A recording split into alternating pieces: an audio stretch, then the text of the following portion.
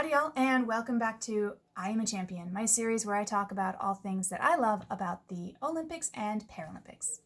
Now you might be wondering what got me into watching the Paralympics, and maybe you're already assuming that the easy answer is I love the Olympics, so of course I'll love the Paralympics. And I've spent life in a wheelchair in the past, so it just seems like an easy switch to love the Paralympics. And you're not completely wrong. But honestly, my favorite thing about the Paralympics, now that I've gotten to watch it, is watching these athletes find ways to adapt sports, not to make them easy, but to make them accessible. Some of these sports have been adapted in pretty simple ways, like making categories for specific types of disabilities to compete together so that it's a fair playing field. And that's one of the easiest ones to understand in the adapting of the sport.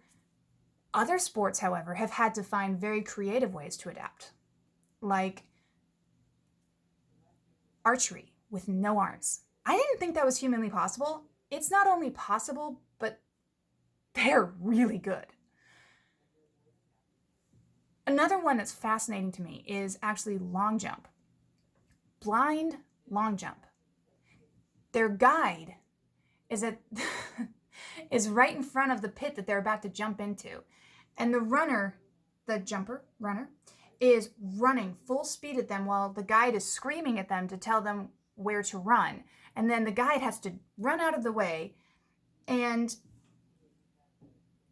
the jumper has a white sand pit where he jumps into to propel himself into the brown sand pit, and those two marks will tell them how far the distance is. Here's a fascinating little fact for you. The regular, non-para athletes in this sport are considering actually shifting to that version of measuring distance of jump, because at the moment, non-blind long jump, they have a white plastic, I don't know how big it is,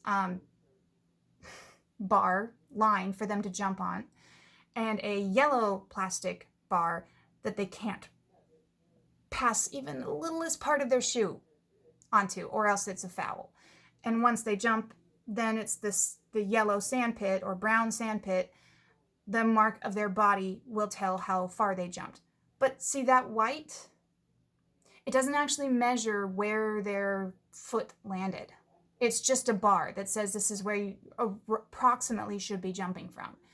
So their long jump is measured purely by the start of the yellow line to the sand pit, which means that the winner could still actually be anywhere in this distance, possibly even shorter than the guy before him. So the blind long jump is actually more accurate than the non-blind long jump, which is pretty mind-boggling to me. And so they are considering actually adapting non-blind, non-para sports, because the para sport is possibly more accurate than how everyone else is doing it. So there are different kinds of wheelchairs, different kinds of bikes, different kinds of paddles when it comes to table tennis and even tennis.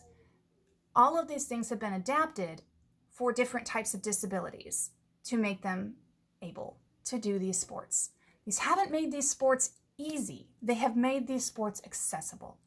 And I think that's a very fascinating point to be discussing around Paralympics right now. I think it's really cool to look at our lives and things that we might think are impossible to us and see if maybe there's something that we could do to adapt to make those things possible. I know for myself, I have to think about that a lot because my chronic pain and my chronic illness, whatever is going on with my body that is still confusing, I'm having to really think through that myself. And so I'm feeling very inspired watching Paralympics and see all these people do adaptations in such amazing and creative ways. So I hope this inspires you in a good way. And now when you watch the Paralympics, maybe on Sunday night, apparently they will have 2 airings of some Paralympic coverage on NBC. Hopefully you can get to watch some of it, and maybe this can be something you can discuss amongst yourselves or lovingly in the comments. Thanks for watching. God bless. Ciao for now.